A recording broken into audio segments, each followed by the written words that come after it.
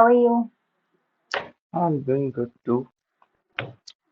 Quite a busy schedule. So, how are your days? How is India currently? It's all fine over here. Like, we can start, you know. Ah, we can start. Yeah, so I'll just quickly introduce myself, as you already know. So, I'm Ritika Chaurasia. So, currently, I'm an information security engineer, and I love to connect with people, like-minded people in cybersecurity. So, who are working in that and doing well and good to learn from them. So, we'll come to you. So, can you please introduce yourself and tell us where are you from and in what industry exactly you are working in? Okay, so my name is Sushil Phuyal. People mostly call me 1337 Mickey. Most of them call me Mickey, and I love offensive security, mostly web application security. And I'm a offensive security analyst at Cynical Technology, and I love just collaborating with people. And I'm a weird guy who loves everything between internet and security, so I just love everything. Okay, that's good. That's good. So, my next question would be like you said, you work in web application security and also it comes under cybersecurity. So, would you mind explaining what exactly like cybersecurity to in a layman language, those for those people who don't know what it is all about? So, firstly, we can take it and break it down into multiple pieces. Like, first thing is breaking into cyber. Cyber is all about your cyberspace or internet infrastructure, the Right. information technology devices, hardware, IoTs, and stuff. And when it comes to security, most of the people have a feeling about if secure things or it defends from attacks. But I think cybersecurity is nothing about cyber defense or nothing about defending from cyber threat. But in fact, it is all about minimizing of impact of the threat rather than proper defense. So if you are working on minimizing the threat level or risk level into any of information technology assets or into your cyberspace, that can be considered as cybersecurity. It's not just about hacking technically because there are so many things in cybersecurity like GRC. GRC is all about governance, risks, and compliances. So Right. there are things like policy being built up, which plays a vital role in some cyber defense acts. Okay. Thank you. Thanks for the brief, brief introduction about cybersecurity. So, how do you think what would be the impact of cybersecurity on society? Like nowadays everybody is using, they all are in cyberspace as you already said that. So we all are involved, like knowingly or unknowingly, we all know that we are a part of, like the digital era. So how do you think it would impact the society? First thing is when it comes to 90s, we used to hear a lot of hacking related to big companies because they contain some digital infrastructure and we could hear some cyber crimes on them. But coming to this technological era, we everybody are being used of smartphones, computers, servers, and so many stuff. So what actually is happening is we are getting familiar to cyberspace, and with cyberspace comes the cyber threats. Right. So what happens is within a small span of time, that is just 10 years, technology has grown a lot faster, so much faster. So what we have left back is security. We just left that and we are just going in the top pace of of technology. So before 10 years, there were no proper smartphones with everybody, but now even a small child is contained with smartphones. Right. So we have been skipping is security on that. So with that comes some vulnerabilities. Like there are so many scam cases being happening in each and every country. Asian countries have been seeing that, especially being engaged with some law enforcement.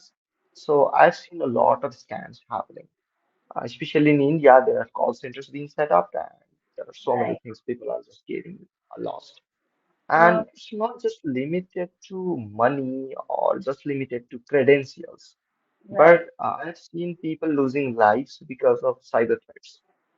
For example, there was one guy who used to run a Photoshop like capturing some wedding photos and stuff. So Right. he installed a Photoshop application which was cracked and it contained ransomware. You are already aware about ransomware, but ransomware is about asking of the ransom after capturing the files. So Right. what happened is it cannot answer the client like your marriage photo is gone, you got ransomware. It Right. cannot be his answer, right? And we cannot say him to marry again to capture the photos as well. So Right. he paid the ransom, but that file wasn't being decrypted even after that. So that forced him to pay the ransom again and again. After some time, the attacker did not get in touch with him, and that attacker ran away. What happened was that person committed suicide because of peer pressure of clients, because he took loan of the cash to be paid. And what we see today as a cyber threat is it is beyond data, it's beyond password, and it's taking life of people. So impacting real life activities is really scary. Right. Right. So it's quite threatening, you know. So when it comes to society, we have to Mhm. be very careful about, while installing the apps and all. They should not be cracked. We should not use the free versions. We already know that the cracked version might contain some malware or viruses and Yes. all. Um, there is a saying in one of the social dilemma, the documentary. There is one saying which says, if the product is free, you yourself will be the product. So that is what people must keep in mind. Yeah. So, what do you think? Like, what would be the future of cybersecurity? And how do you think like AI, artificial intelligence plays a role in it? Actually, so many people have a question that will AI replace cybersecurity jobs or will Right. AI impact our jobs in future? So actually, what I think, I might be wrong, but it's just my perspective. What I want to say is, did the invention of calculator made the accountants out of the job?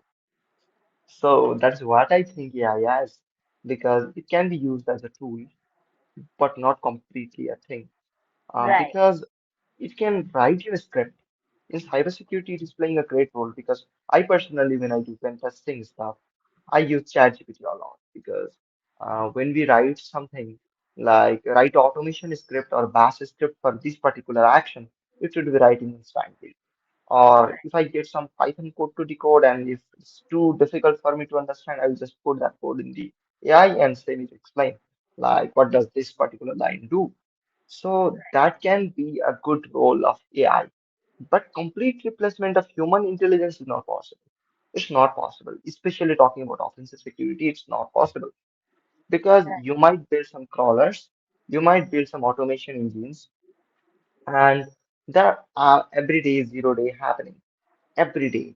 And you cannot create such an AI within the span of 10 to 20 years.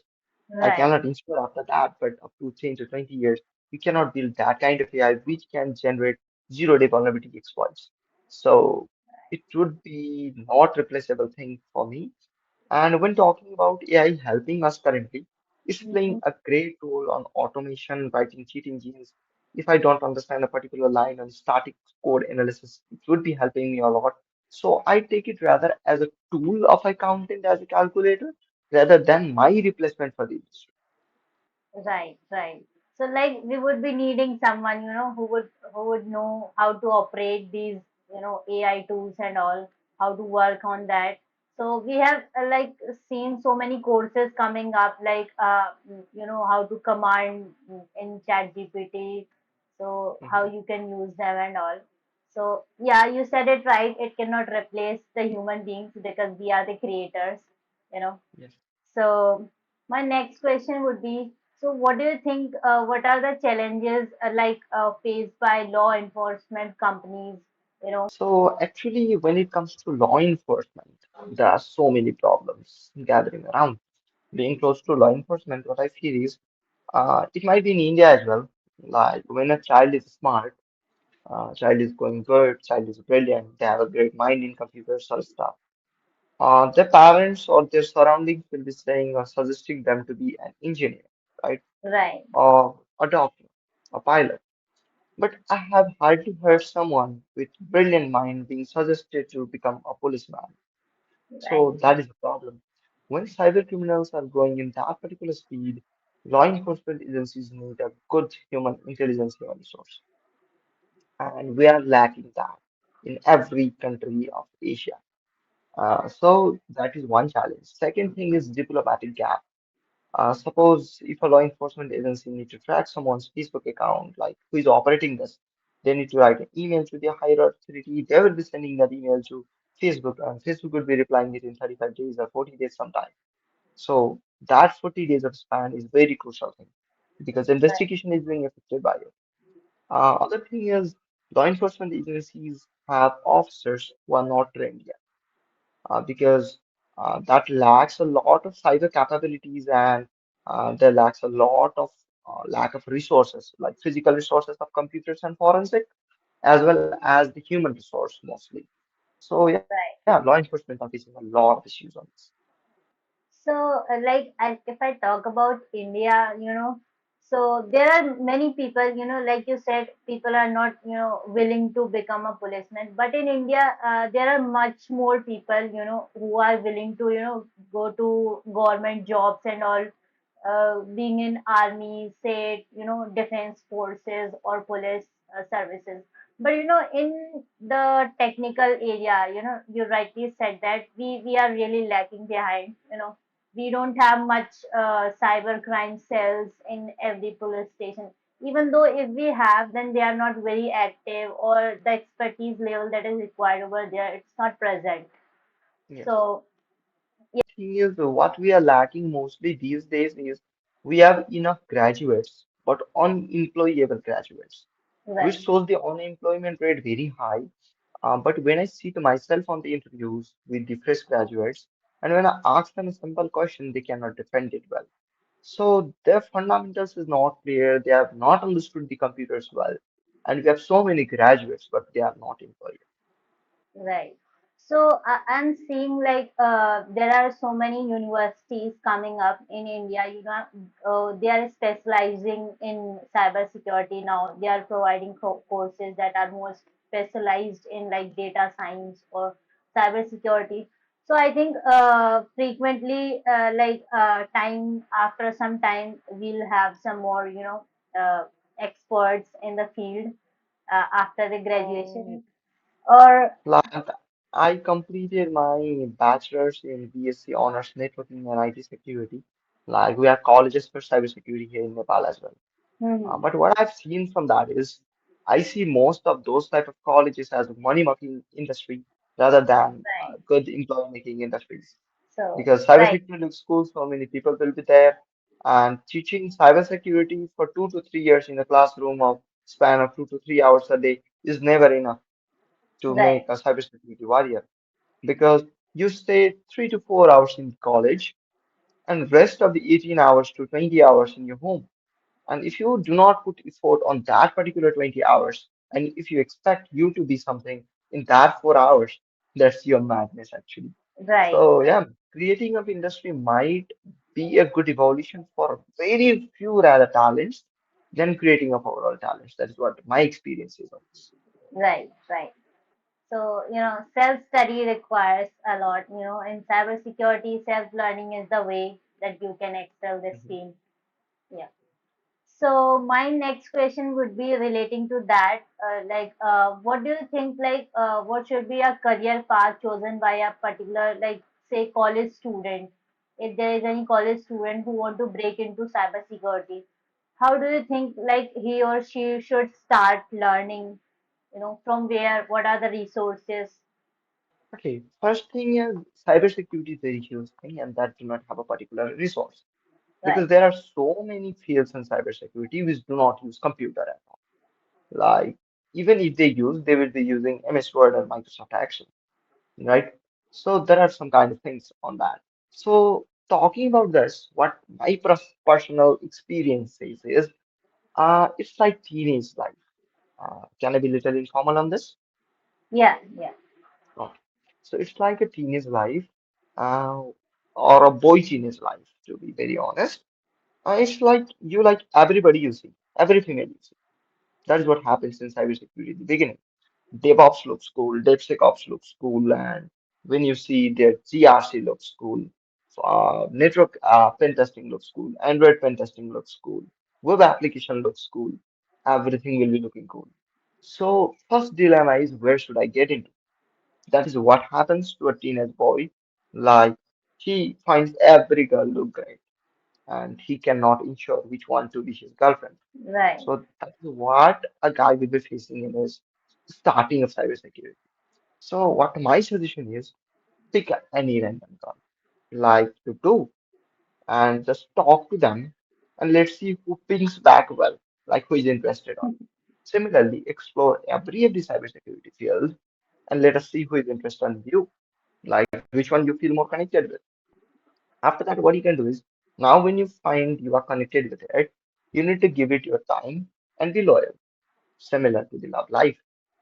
Like you need to talk to them day and the night. You need to give them time. You need to be loyal. Now you cannot move your heart here and there. Similarly, when you choose network pen testing, if you find that interesting, stick with it. And you should stick with particular topic for more than 6 months because it's not easy.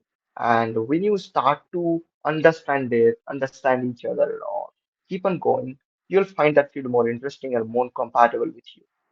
And if that is not the case, if you're not finding it any more interesting, there is one shortcut like we do in real life, break up and move on because there are so many fields in cybersecurity left. Because I've seen people quitting cybersecurity because they tried to learn programming, but they couldn't explore much of programming and scripting, so they left the cybersecurity industry. But that's not the case because they can explore GRC, which do not do programming at all. Right. So yeah, there are so many fields in cybersecurity. There are SOC, there are SEALs and stuff. So you do not need to expertise in some particular stuff. There are so many fields, so you can just get entry of it. To be specific on web application or any of the fundamentals, you must understand how things work, then eventually break into it. So you can build some basic things. For example, what I suggest is create a HTML page Mm-hmm. with just username and password that is make you understand some fundamentals of HTML. And you can do some JavaScript thing like validation of Gmails and stuff into it, like form validation and stuff. After Right. that, what you can do is create a SQL database or some kind of database, which you can connect to that form using some PHP or some other backend services. So after that, what happens is when you get authentication stuff, after that you can create some chat applications to chat with your friend using some web sockets. In this small project, what you have learned is learned about some front-end stuff, you have learned about some JavaScript, you have learned about back-end technologies, you have learned about database, you have learned about web sockets, these small things. Right. And when it comes to web application hacking, you have understood something about JavaScript validations and stuff like how things work, or what exactly backend does into validating the things, or what actual database is about. Like you can try passing some SQL queries into it and see if database is sending some kind of error for SQL injection and stuff. So that is all about like learning how things work, and you can just try to sanitize that stuff of SQL injection. That will make you learn about defensive approach, like how a cyber defender is creating the system or sanitizing the stuff, and there might be some bypass of it as well. So learning how things work is the ultimate objective of actual offensive security and hacking. Mm-hmm. So you must first learn how things work, you must understand how things work, and yeah, it would be very easy to eventually break into it later. So what do you suggest like people should, build applications and all, then try testing.